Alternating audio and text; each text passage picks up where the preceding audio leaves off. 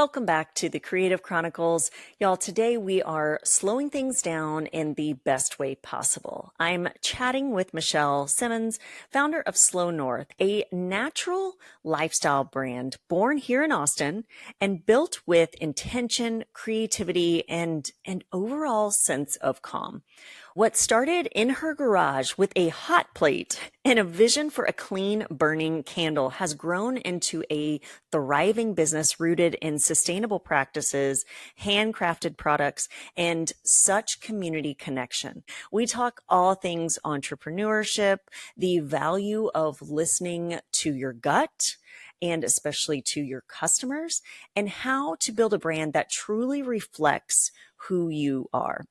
Whether you are a maker, a dreamer, or somewhere in between, this conversation is a warm hug and a gentle nudge to keep going. So grab your favorite candle, take a deep breath, and let's get started. Good morning. Hey, Courtney. Good morning. How are you? Great. Yeah, so happy to be here with you finally. Yay! I know. Another Austin small business. And your whole setup is so serene and Oh, calming and beautiful and everything that I know we're going to talk about with your business. So it yeah. makes me just want to relax and like Thank you. take a I need breath. it. Yeah, I need little corners of my house to feel that way. That's Bring the awesome. calm. Yeah. Well, for those of you that are joining us today, I have Michelle of Slow North. And why don't you take a moment to just tell everybody who you are and a little bit about your business? Yeah, so I'm Michelle. I started Slow North 10 years ago, almost after the birth of my first son. So I was home on maternity leave, kind of detoxing the house even more than I already had been. I'm just naturally more crunchy leaning my whole life. I didn't grow up that way, but I found that way as I became an adult. And candles were one of like the big offenders that I had cut out of our home previously because of all of the things that you don't know that you're burning. And then it's releasing into your indoor air and just like impacting the quality of what you're breathing.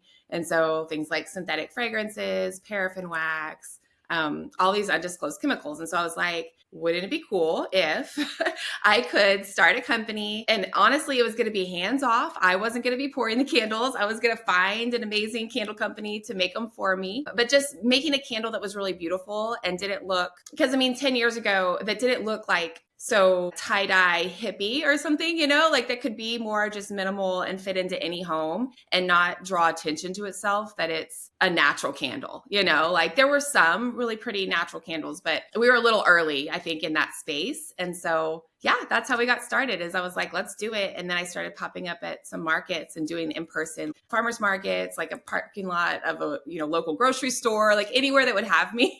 I would pop up with these candles and just get some feedback and see what people thought. Wow. 10 years. Congratulations. That's Thank awesome. you. Thanks. Did you grow up creative? Yeah, I did. And I have grown up creative. I love art, like traditionally, like drawing and stuff. I don't think I'm super great at it, but I loved doing it. I took art in college. Like, I was leaning into it just for the therapeutic properties of it, like I just think the practice of like, slowing down and like making something with your hands always intrigued me. I really leaned into photography. That was my thing from high school on. One of my businesses was like, I was a wedding photographer for 5 years, all through college, and like did portraits and all that kind of stuff. So it was always, I had a little studio even at one point. So creative in that way and more of like visioning, less in like my husband is a art major. Like he actually paints, you know what I mean? Like, well, I'm like, I've never been that kind of artist, but I think in my own way, I've always been really creative. Yeah.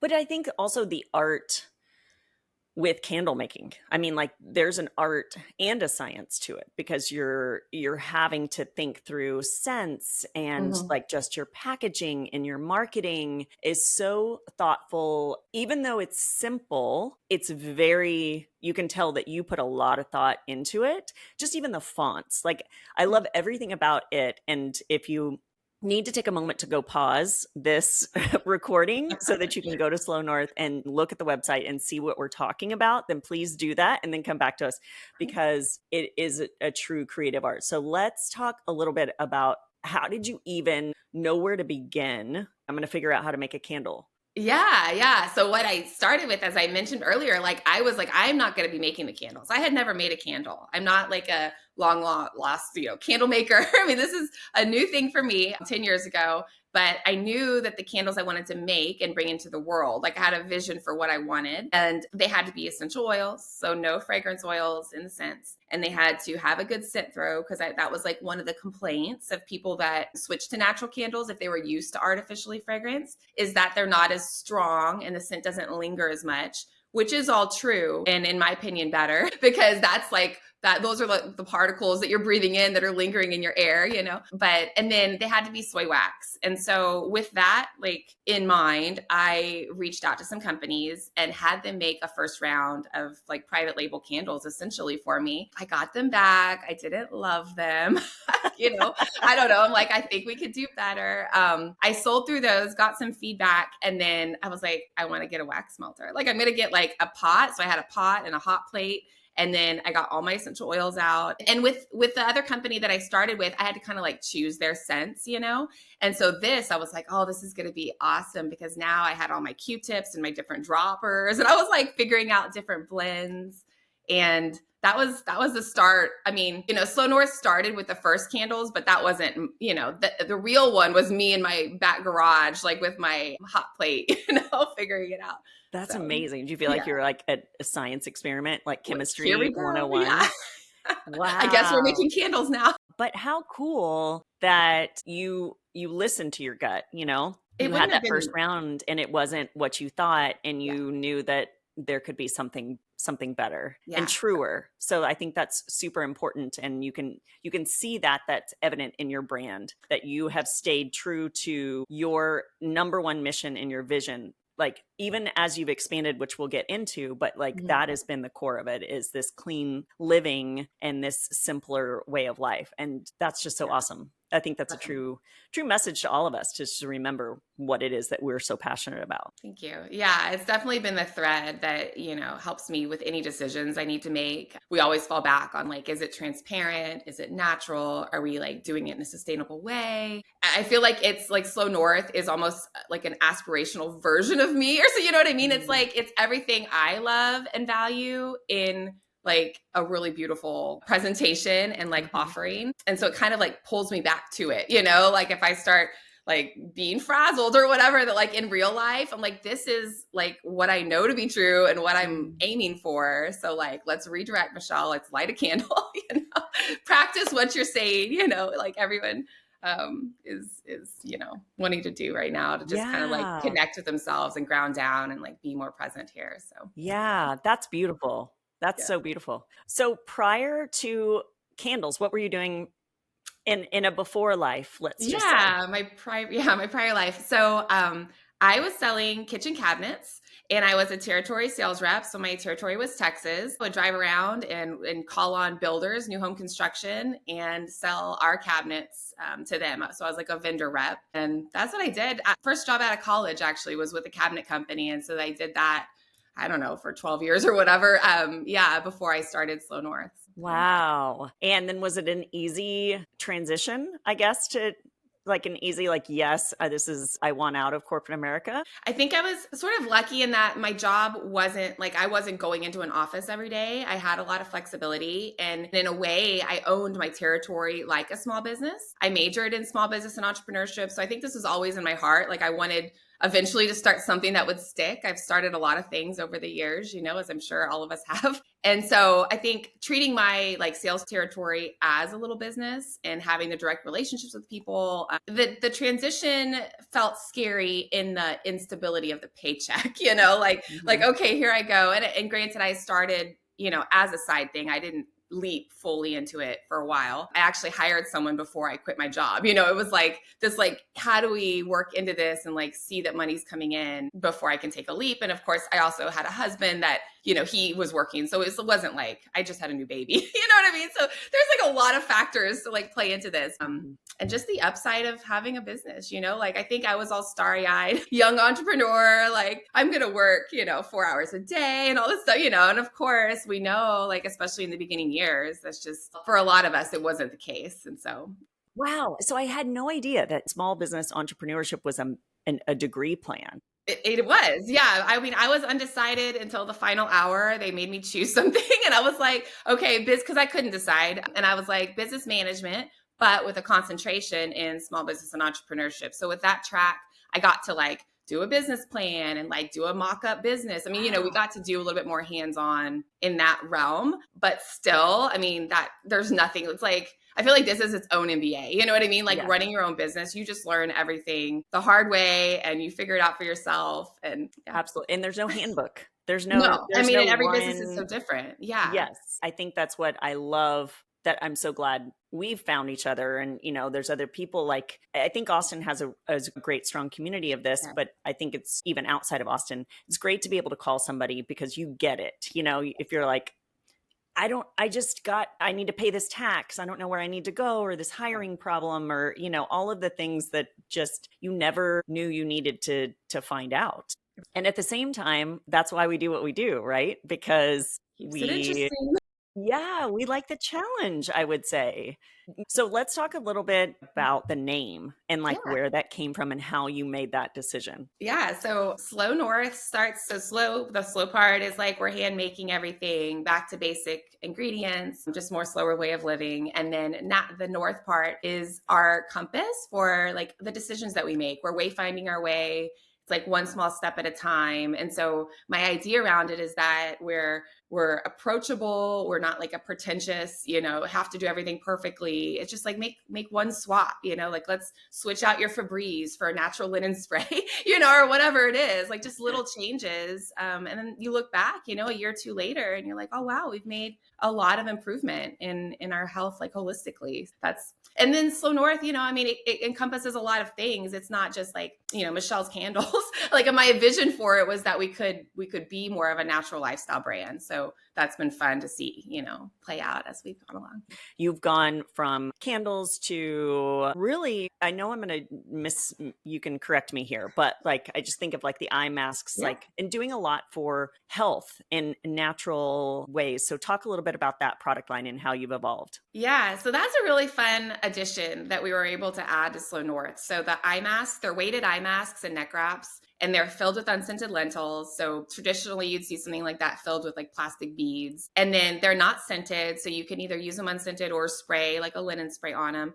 But that product was actually something that we carried in our shop. And the woman announced one day unexpectedly, she was like, I'm closing my business. I don't want to do this anymore, for whatever. She's going to do other things. And I was like, no, this is the most beautiful like offering. And it complements everything we're about so well. And so I just like randomly, I was actually driving with John, and like he was like, just text her. And so I texted her, I was like, would you be open to like selling it to us? Like we didn't know what we were doing. We had never bought a business. Like, so that was actually like a little mini acquisition that we had within Slow North to be able to expand our offering with something that was proven that I knew I loved. And so, so we did that with her. That was like 7 years ago. And then at the time, she trained me how to sew everything. I thought I would be the one sewing, Courtney.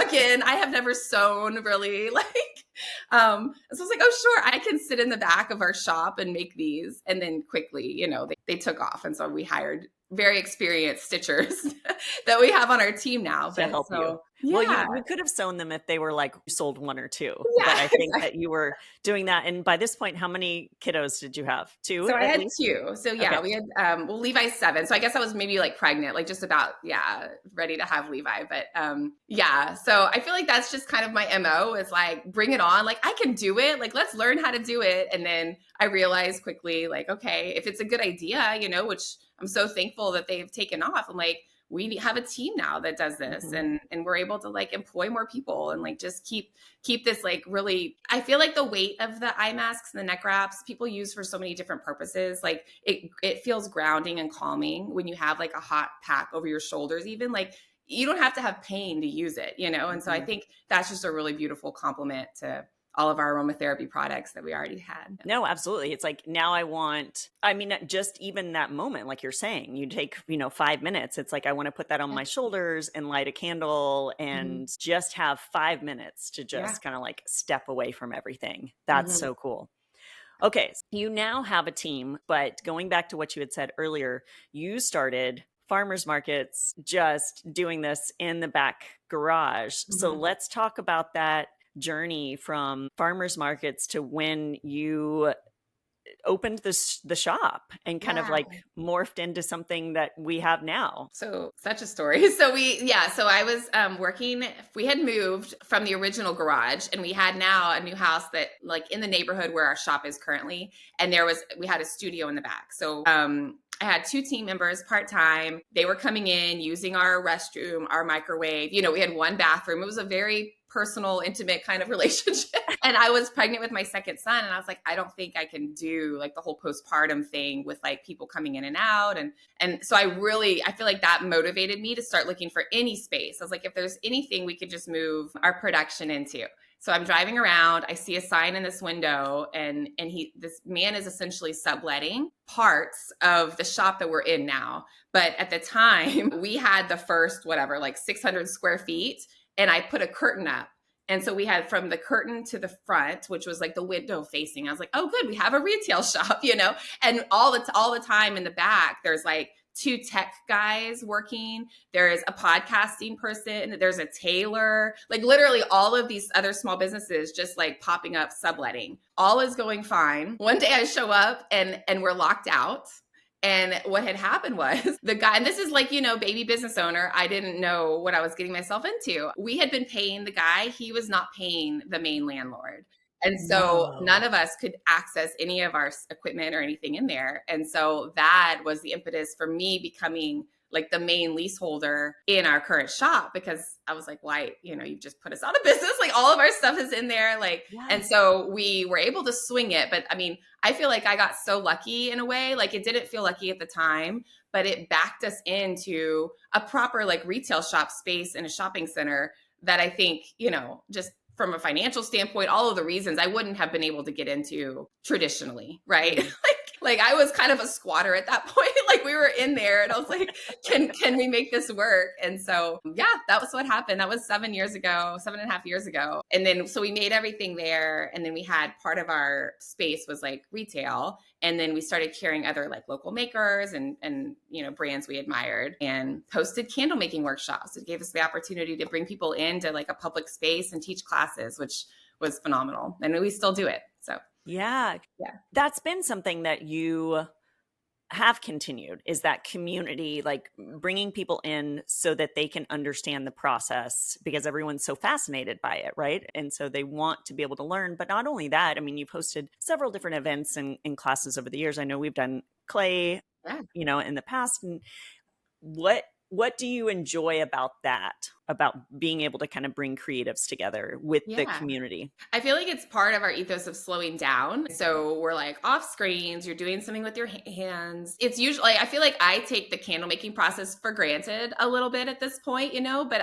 you forget like most people haven't seen a candle being poured or poured a candle themselves or done the scent blending with essential oils. And so I feel like being able to create something unique and like people are craving experiences. And so I've been really happy to have a public space that I could host that and just bring people together for like, an hour and a half. And Yeah. you leave with something that you made. I mean, how cool is that? That's super cool. And I think Yeah. that's what people truly do enjoy. They like, and I find, tell me if you would agree with this, they don't even care about the end product.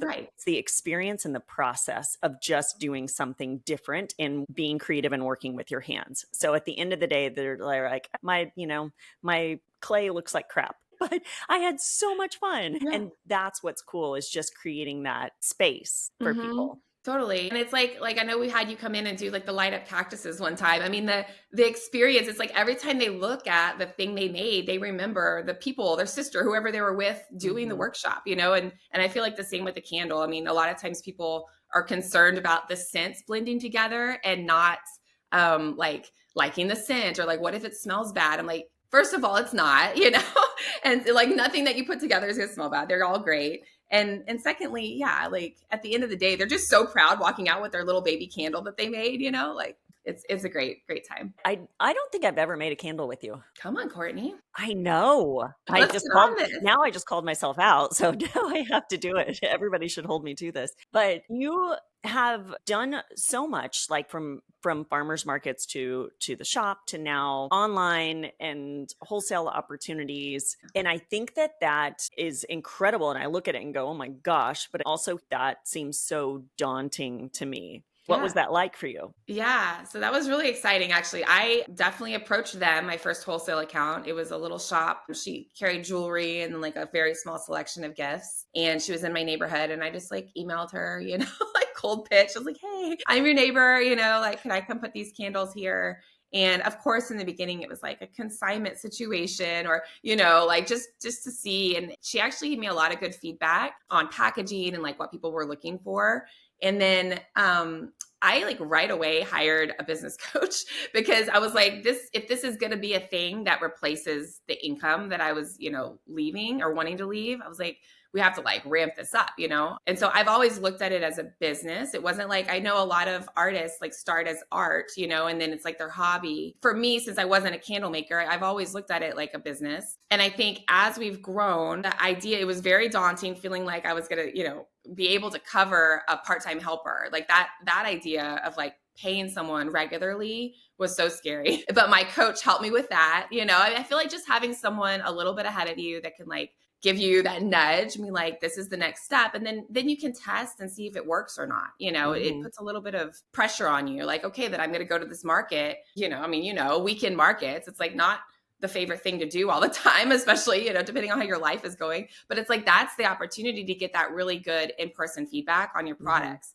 And so I did a ton of those. That's how we met, like just out there slinging candles and getting, getting the, people turn their nose up at a scent or whatever, just to understand, because of all products, selling a candle online is a challenging, thing. It's heavy, it's breakable, and people want to know what it smells like, right? So until you have a lot of reviews. Yeah.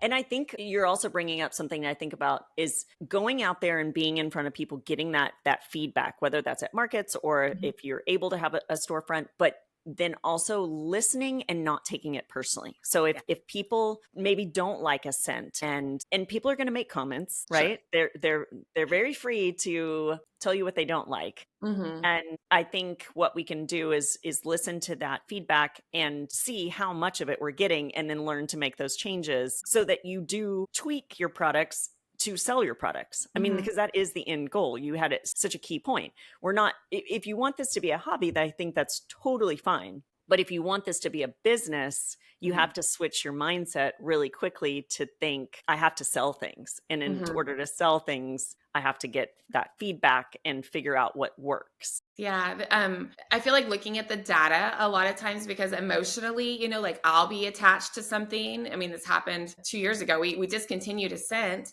that I personally loved, and I'm like, what is with everybody's noses that they don't understand how good this scent is? But at the end of the day, like if it's our lowest seller, like let's clear it out and make room for something else, And so I think detaching a little bit, and as our business has grown, leaning into more data-driven decisions has been a growth area for me, because everything had always been, and to a point still is, but like from your gut, you know what I mean? Like, I think this is going to work. I feel like this is what people want. And oh my gosh, like talking about people telling you they don't like scents, children are the most honest. Like they will come up and go down your row and just like make the funniest faces smelling there's zero censor, you know what I mean? They're like, and also don't take it personally, like it's just, that's okay. It's not for you, Yeah. Because they're not then your customer, Yeah, maybe. of course. Or maybe it's either they're not their customer, your customer, or they're not your customer yet because they need to come around to it. And it's okay. Like that's what's beautiful about this world is there's so many other people that will find their way to you. And so don't get discouraged by that. Hey there, plant lovers. Meet the succulent that's impossible to kill, our lighted ceramic cactus trees. They plug into a regular outlet, and once you turn them on, they're there to brighten your space. Think office, dorm, or even kitchen decor. Choose from over 20 different colors and customizable light combinations that you can add to your little cactus and keep it up year-round. including little bows, heart-shaped lights, spooky, and even a patriotic theme for 4th of July. Available in 3 different sizes, you're sure to find your perfect match. Give it as a gift or keep it for yourself. We won't judge. Plus, use code podcast at checkout to get 15% off your next order, an exclusive discount you won't find anywhere else. So head over to brushstrokespottery.com and grab your little cactus today. Happy shopping!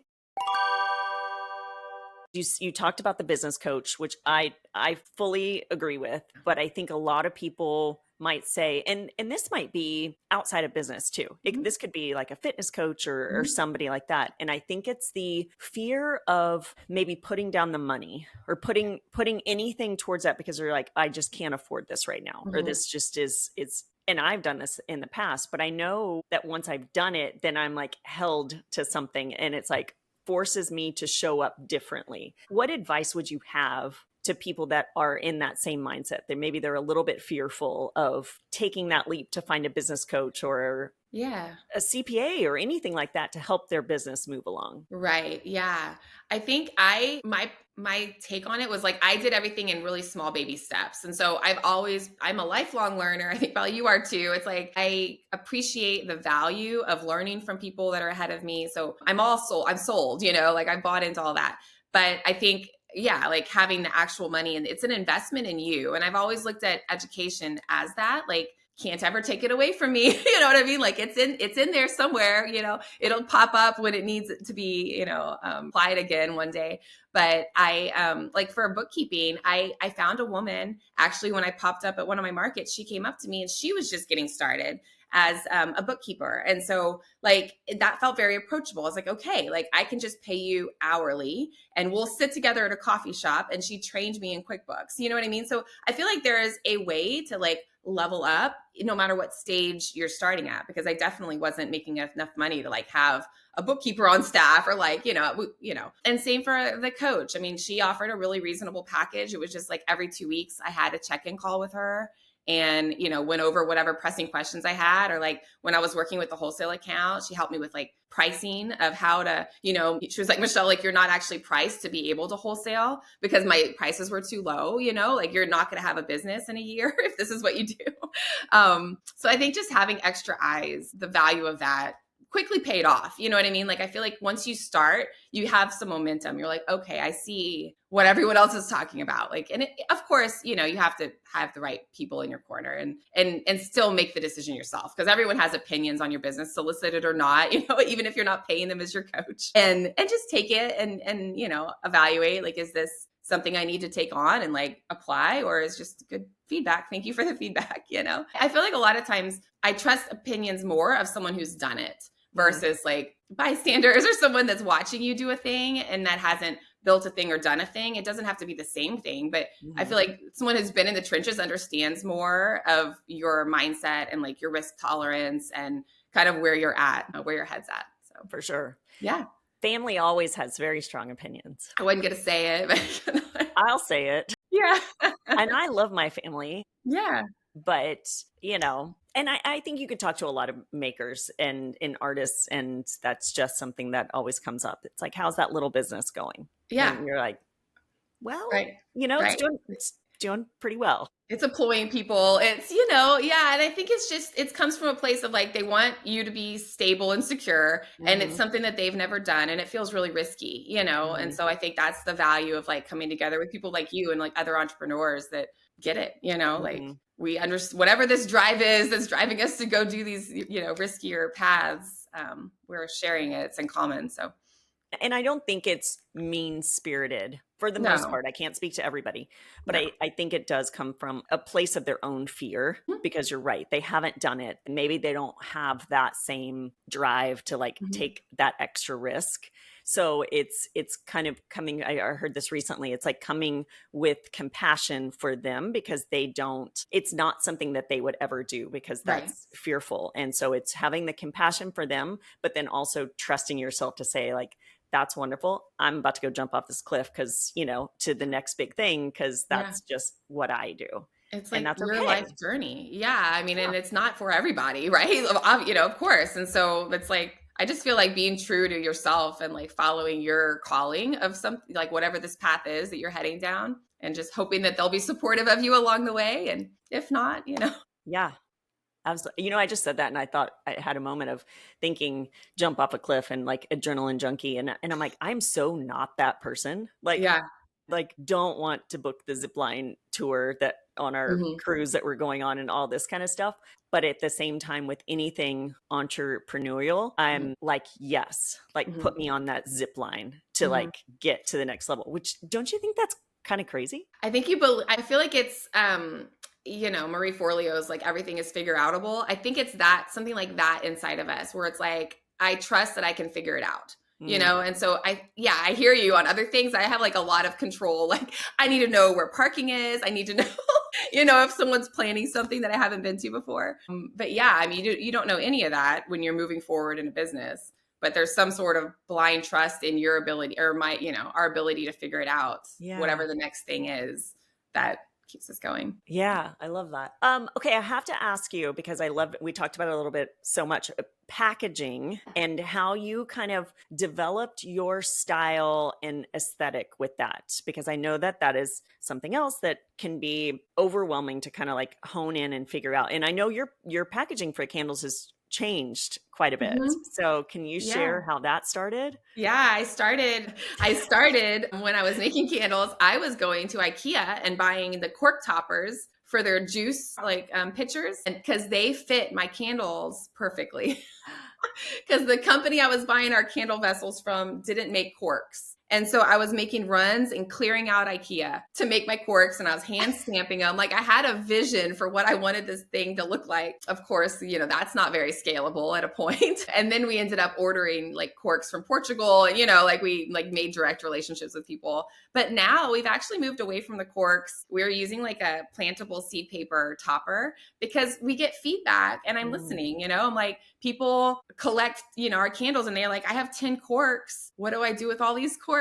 And I feel like our audience and our clients are so sustainably minded, or a lot of them are, and we are too. And so it's like, that's a good point. Like, we don't need to give you extra stuff that then feels like a burden to discard or figure out a way to recycle. And so a lot of our packaging is very minimal for that reason. It's recyclable. We don't use like plastic jars. Any plastic that's on our products is just out of necessity. It's like the spray topper or something, but we're trying to be very mindful about all of that and in the way that we present it. Yeah. And so that's kind of my husband is a graphic design art background, and so he did the labels and the font choices, and then we just kind of like run with it from there. Yeah, it's been a good evolution. I feel like looking back over our products. I mean, I used to put them in a cotton bag. That was like the packaging, like a cute little drawstring bag with a hang tag.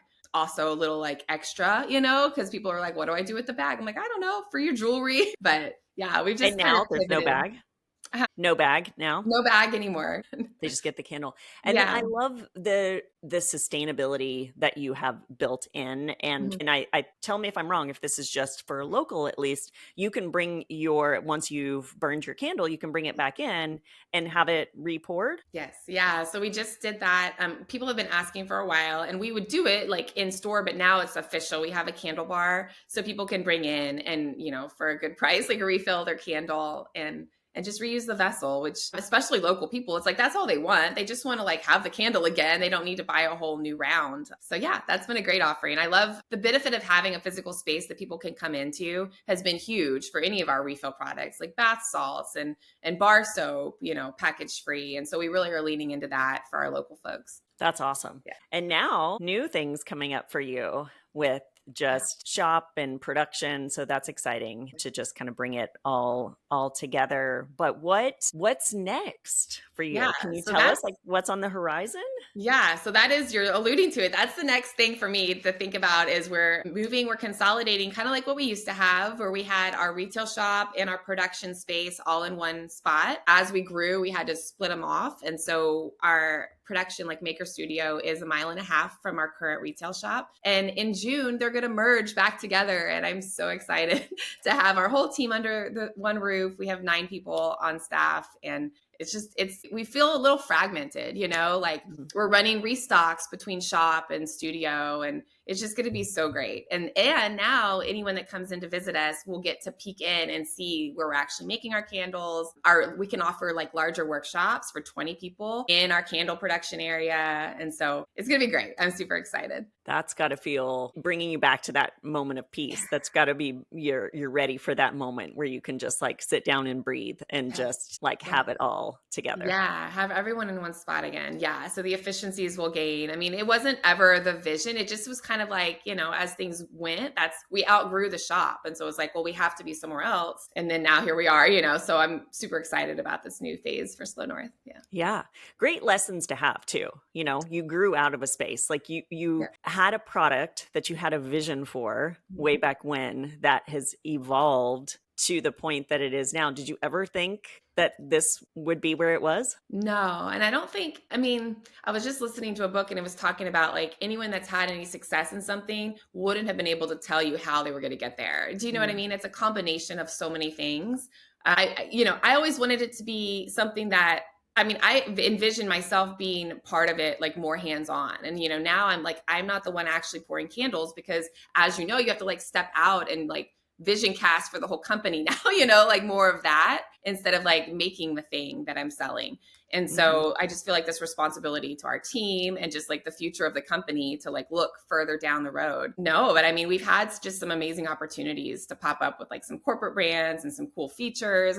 Any of that stuff, like they were so organic. And of course, it's like just being out there and having a good product increases your chances, but it wasn't like a formula, or something that I know exactly what happened and why that luck occurred. So I feel like it's just a combination of all those things. And then being ready, like saying yes to the thing, like not getting imposter syndrome when someone asks you to like pop up at Nordstrom or, whatever it is. And you're like, oh, I don't know if I can handle that big of an order. It's like, no, we'll figure it out. Like that's the thing. We can figure it out. So I love that. And I think that's I've heard that Marie Forleo, like everything is figure outable. And I think that's such a great quote because in a reminder to me, even though like I'm nodding my head to you going, yes, yes, yes, but it's like just those little helpful reminders. It's like, I think back to my journey as well. I haven't known half of like what I was going to do to get to this point if you had told me back then. But I was willing, you're right, to say yes and bet on myself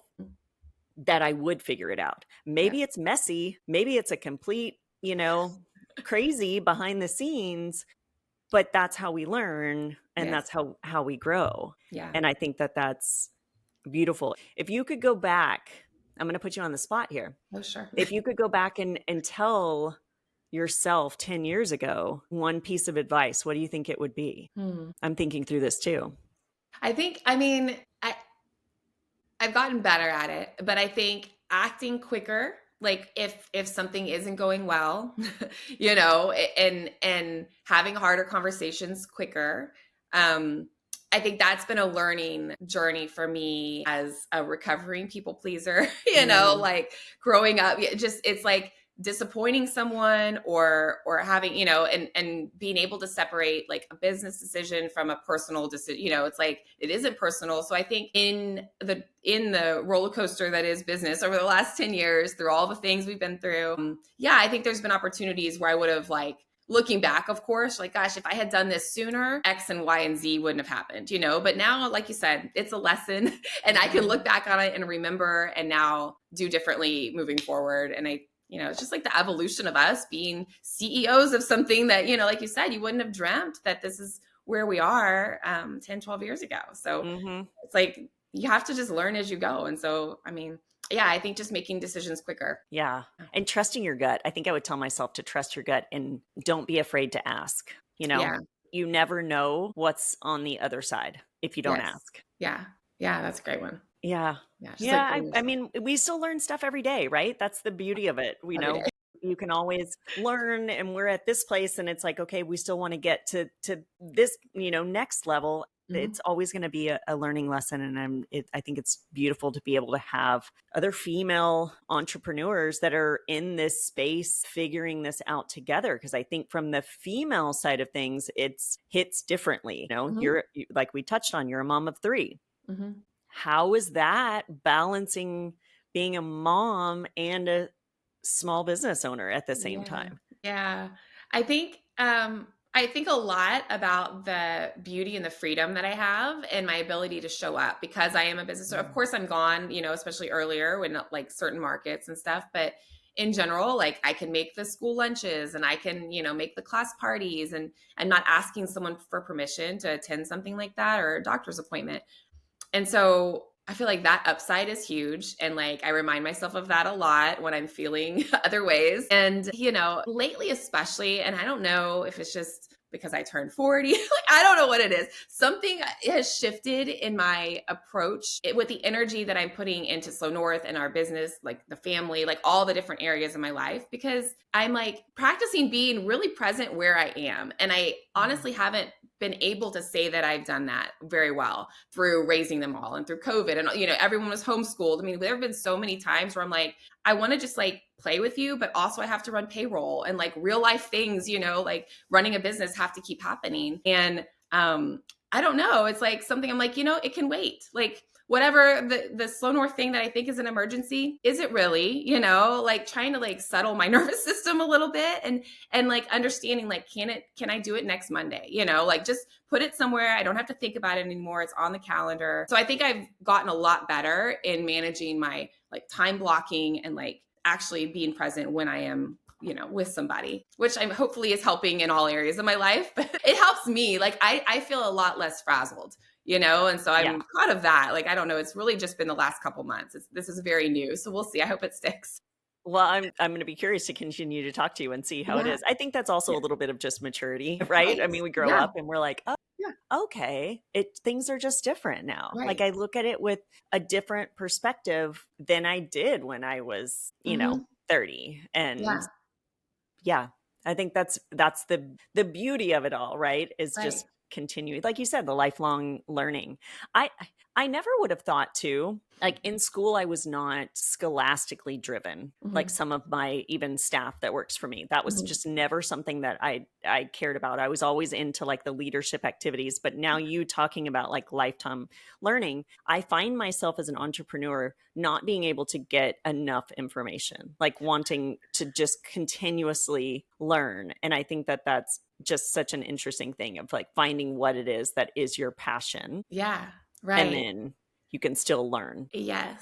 And I think you're doing this well, but I found myself stuck sometimes in the like learning procrastination side of that, Mm. where it's like, if I just, watch one more video on this thing, Hmm. then I'll be able to have the confidence to like launch the other thing, like do my own ads or whatever it is. Hmm. And two, like I tell our kids, I'm like, because he's like, after college, like then what? I'm like, well, then, maybe you work or you start a business or something. I was like, but you're going to learn your whole life. Like you can learn every day until you die. You know what I mean? Hmm. Like I'm still learning. So I think just being an example to them and like hopefully other people is like, it's not over. Like I don't know. Hmm. Like you're, there's always I love the drive to learn about something that we're super interested in, and the accessibility of learning, like how much is out there for free or like low cost Hmm. that other generations didn't have. I just feel so lucky that we're like business owners in this time. Like what a Hmm. cool opportunity for us. Yeah. Totally agree. Totally agree. We Yeah. we we are in that like sweet spot. I'm happy. Yeah, we've got social media, we've got all the things like technology that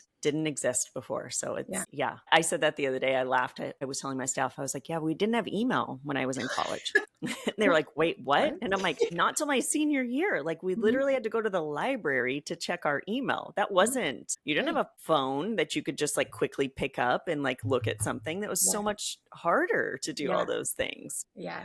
And now you saying that, like I think about that, starting a business in that time. Yeah, just so Hmm. different. Hmm. So Yeah. different. So yes, I think what I love that you do such a great job of helping everybody, I think with the brand and just your nature is like bringing it back. And that, like you said, that grounding and that gratitude and that just, I've always said this to you, you have just a very calming presence about you. And then that is evident that that has radiated into your brand. I hope people will watch this. Please go watch the YouTube and see this and feel it too. But I think it's an important thing for if you are a maker or a small business owner to kind of like grasp onto that. Who you are is going to radiate into your business. Totally. So trust that, Yeah. because that's what's going to attract people to you, because we have very different businesses, one in the product, but then I think you're very calming. I'm like all the bright like color. You're like so fun and dancing. I'm like, oh my gosh, Courtney, look at you go. I know. But then I look and I get your emails. I've told you this several times. I get your emails weekly, and you do such an incredible job, like website and emails and everything like that. And I think that's so important to note, that we can all be so different and so good at different skill sets, and do what works for you. Yeah. I feel like, and you find who you need for different reasons, you know? So like, I feel like I love seeing you come onto my feed, because I'm like, yeah, like the energy that you bring, and like you're embodied, and you have so much life and like playfulness, you know? And I'm like, yeah. And then like you say, you see something that's like a river with a pretty quote or something, and it's like, oh, I needed to like relax. And so Yes. I think, yeah, for sure, there's room for everybody. And I'm personally just trying to work on showing up more like as a face of a brand that I own. That's just, it's hard. Yeah, I don't know. There's a struggle there, but thank you for the encouragement. I look to you as an inspiration and example for how to do that well, you know, because it's so natural for you. Well, thank you. I appreciate that. And I know, for one, we'll say it here, I would love to see you on there more, and just even like a peaceful tip or a peaceful moment. Yeah. I don't know. That could be something. I would totally watch that and be like, okay, this is my moment that Michelle told me to. So I'm going to take this second to kind of ground myself and have that peaceful moment. So that would be exciting. I can't wait to see you on social media. I think that's the main thing. It's like feeling connected, you know, like seeing a face and somebody, there's actually a person behind the brand, which you remind everyone of so well. It's like, you know, that's why someone's shopping from a small business, is because, oh yeah, there's like a person with a family and a story that you're directly impacting, and everyone on their team. And so and we I totally see the importance of it. Yeah, but I think it's easy because you get so invested in like, oh, I have to sell. Like, where are our numbers at? Where are we here? And I did this the other day. And this was a friend, a fellow small business friend of ours. I just happened to say like, oh, this is my why behind it. This is my story behind the cactus. And she wrote me back, and she's like, holy crap, Courtney, like that. She's like, this is what you need to be telling. Yeah. She's like, I've had my eye on a cactus for a long time, and I've never pulled the trigger. And this just made me go, oh, what am I waiting for? Yeah. And it's like, we get in our heads so much, right? Would you agree? Of things that it's just here for us. It's not here for anybody else. So if we it's back to that fear. If we just take that little bit of risk to be vulnerable, you never know. And I think what we're holding back, it's like doing almost a disservice, you know, like if you have something beautiful to share, like let's share it, you know, like we need more beautiful things and like meaningful stories. And and so I think if I can anchor onto that, and that will give me the confidence or whatever boost that I need. But I think, you know, the heart behind what we're doing is so big. So of all people to be doing it, like, why not us, right? Yes. Oh, I love that. Why not us? I love it. And I can't wait to see. And I can't wait to see the new store when it's all combined. Well, tell everybody where they can find you. Yeah. Where they can shop you, all of the things. Yeah. So our website is slownorth.com, SLOW North. And same for all the socials. It's just at Slow North on Instagram. We're mainly Instagram. Yeah. Well, exciting. Well, I can't wait. And thank you so much for taking your time. Thank you, Courtney. This was such a great conversation. So great. And I can't wait for our side note. We have lots of little meetups that we do separately too. So I can't wait for another breakfast or lunch date soon. Love it. Love it. All right. Okay. Thank you. See you Have later. a great day. Bye. Bye. Thank you so much for listening to the show this week. Please make sure to click the follow button on your podcast app so you never miss a new episode of the show. And remember, if you want to nominate a small business artist for an upcoming episode, send an email to the address listed in show notes and let me know all about them. Until next time, stay creative.